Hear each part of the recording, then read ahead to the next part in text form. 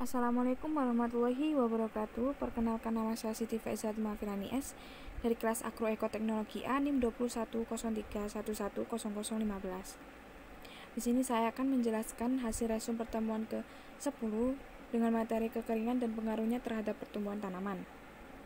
Apa itu kekeringan? Kekeringan adalah kekurangan curah hujan dalam suatu periode waktu, biasanya berupa sebuah musim atau lebih yang menyebabkan kekurangan air pada beberapa kegiatan kelompok atau sektor lingkungan.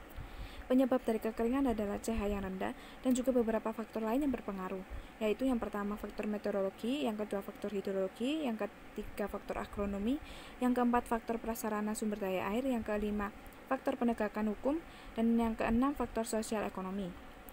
Faktor meteorologi, ekspresi perbedaan presipitasi dari kondisi normal untuk suatu periode tertentu, karena bersifat spesifik sesuai dengan iklim normal suatu wilayah. Faktor hidrologi, penjarahan hutan sehingga daerah tangkapan air menjadi lahan gundul. Hal ini dapat menyebabkan bertambahnya koefisien runoff dan berkurangnya resapan air. Faktor agronomi, pola tanam sebagai salah satu dasar perhitungan kebutuhan air, maka akan mempengaruhi efektivitas dan efisiensi pemberian air. Faktor prasarana sumber daya air, meningkatnya kebutuhan air untuk irigasi, air minum, dan kegiatan lainnya, maka diperlukan ketersediaan air yang banyak. Namun, air yang tersedia pada waduk, embung, dan lain-lain terdapat dalam jumlah yang terbatas. Faktor penegakan hukum, kurangnya kesadaran masyarakat atau aparat hukum dan belum terlaksanaannya penegakan hukum yang tegas yang dapat mengakibatkan konflik kekeringan. Faktor sosial ekonomi, tingkat sosial ekonomi masyarakat di sekitar sumber air mempengaruhi tingkat partisipasi pelestarian lingkungan dan sumber daya air. Selanjutnya, jenis kegiatan. Kekeringan alamiah dibagi menjadi 4, yaitu yang pertama kekeringan meteorologi, yang kedua kekeringan hidrologis, yang ketiga kekeringan agronomi, dan yang terakhir kekeringan sosial ekonomi. Kekeringan meteorologis berkaitan dengan tingkat curah hujan di bawah normal dalam suatu musim di suatu kawasan.